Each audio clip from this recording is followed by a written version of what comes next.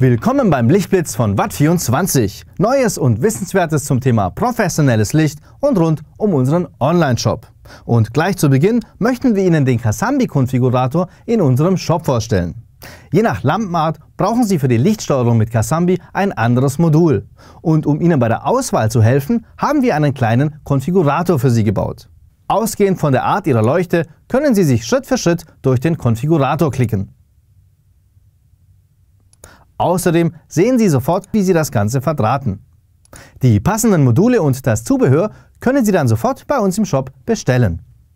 Und hier kommen Sie direkt zum Casambi-Konfigurator in unserem Shop. Alternativ finden Sie den Link natürlich auch unten in der Videobeschreibung. Bei unserem heutigen Praxistipp geht es um Leuchtstofflampen. Genauer gesagt um vermeintlich defekte Leuchtstofflampen. Aber was können die Ursachen sein und was können Sie dagegen tun? Fall 1. Die Lampe glimmt nur noch an den Enden. Das bedeutet, der Starter bekommt keine Zündung der Lampe hin und öffnet den Stromkreis nicht mehr. Denn durch das Öffnen des Starterkontaktes wird die Zündspannung erzeugt. Funktioniert das nicht mehr, werden die Lampenelektroden dauerhaft vom Strom durchflossen und glimmen daher. Also ist der Starter defekt. In diesem Fall können Sie einfach den Starter austauschen.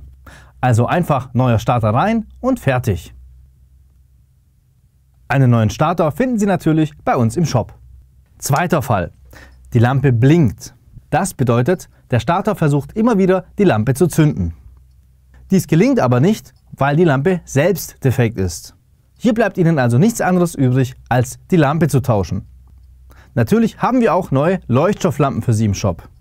Wenn Sie die Lampe aber sowieso austauschen, können Sie auch gleich auf eine LED-Retrofit-Röhre umrüsten. Ein passender Starter liegt der LED-Röhre natürlich bei. Diese finden Sie hier.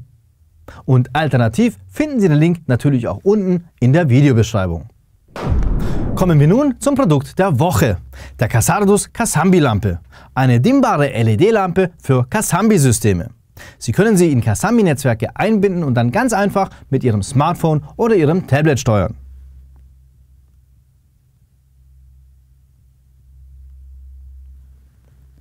Die Casardus Casambi-Lampe hat eine E27-Fassung und eignet sich für alle herkömmlichen Leuchten im Wohnraum. Ihr Lichtstrom liegt zwischen 400 und 560 Lumen. Die Farbtemperatur lässt sich per App stufenlos zwischen 2200 und 4500 Kelvin einstellen.